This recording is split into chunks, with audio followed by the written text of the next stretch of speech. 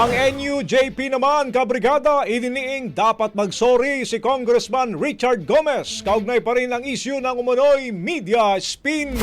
Brigada Sheila Matibag, ibrigada mo!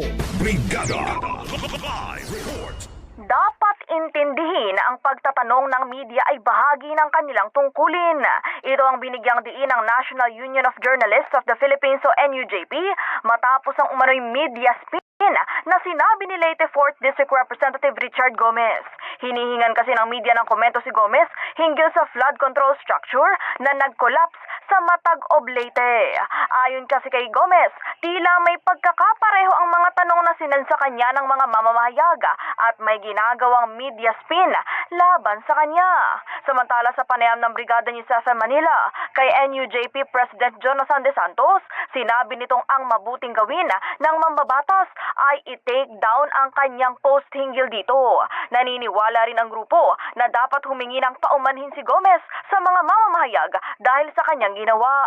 Sa huli, idiniin ni De Santos na mabuting sagutin na lang din ng kongresista ang mga tanong. Pabor pangaraw ito para sa kanya para sagutin ang batikos, pero tila minasama pa ito.